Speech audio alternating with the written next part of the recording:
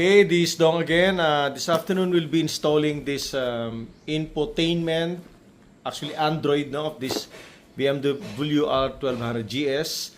Of course, with GPS and some other features. We'll just use the GPS so that we can go there easily, no? At least in Metro Manila or some other places. Okay, install this one. Okay, this is the box, no? The Android for our BMW. The brand is PEY, okay? Typically made in China.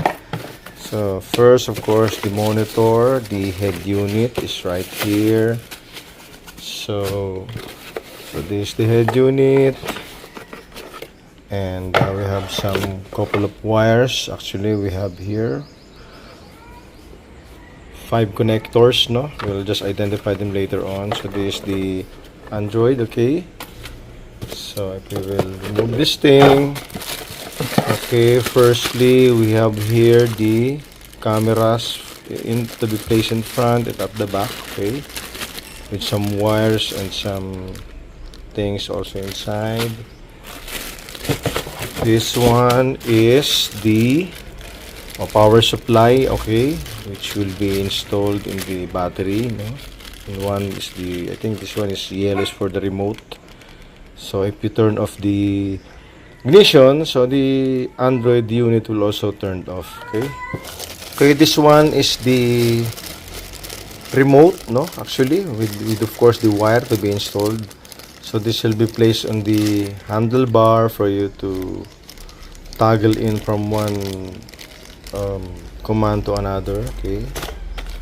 Okay, this is the tire pressure monitoring, it's called sensor. Okay, this is the antenna for your GPS, and of course, and finally you have here the bracket. Okay, it's already open, the bracket to be placed in front, and of course some other hardwares for you. These are the bushings or spacers, and you have here some nuts, no, and of course these Allen wrenches. Okay, so we'll be installing this one. Lastly, the instructional manual now for you to install this thing. Okay, first we have to remove this. The other side, this one, also this one. Remove the entire windscreen. We'll be installing first this bracket, okay, in front. We will place this here, okay, then this thing, okay. Okay, that's our bracket. That's enough. Next, place this thing. This one. So that's tight. And the monitor, okay, to be aligned here at the back. So that's your monitor. And next, we have to place these wires, no? So routed here so that it will look tidy as possible. Okay, have to remove this. Okay. Power supply, okay. So we will be placing it here. Okay, we will place tape here. Okay. So first we will insert this here.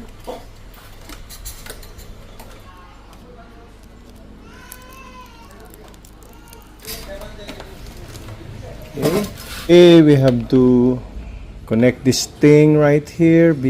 Twist this lock. Next is the rear camera, okay.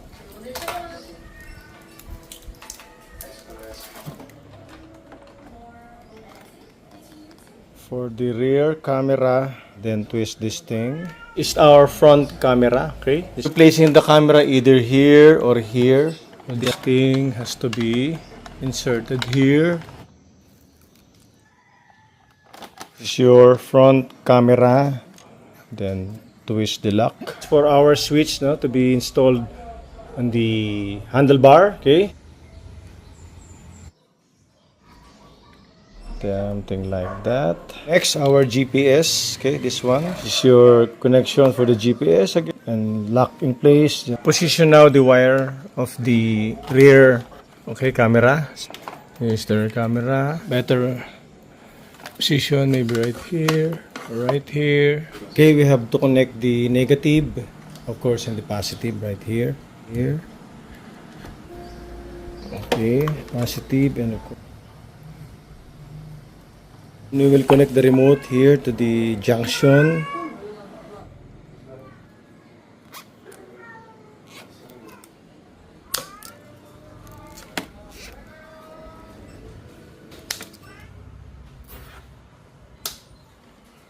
Okay, we have already installed our GPS or the Android for this BMW. So this is the camera in front.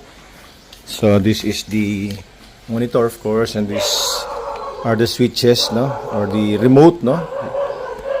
You can use while you are riding this, no. You can toggle from one function to another. Sa home, taking video, and of course the other camera is here at the back, right here. I place it here. Okay, so that's the camera. That we have installed this Android GPS for our BMW. So I'll show you how this is being used. So first, if you'll turn on the ignition, this will automatically turn on. Okay, that's rebooting. Okay, and then this is the display, initial display. So this is the settings. Okay.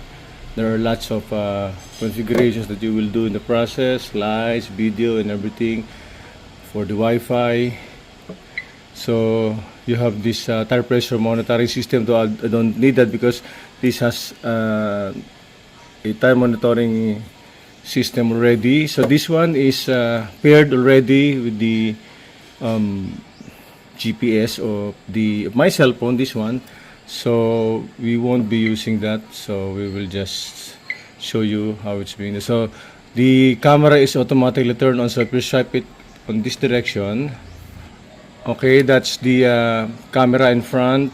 5 feet on that direction. The camera at the rear is shown here on the monitor. If you swipe it again for the second time, you'll have the split view of the front camera and the rear camera.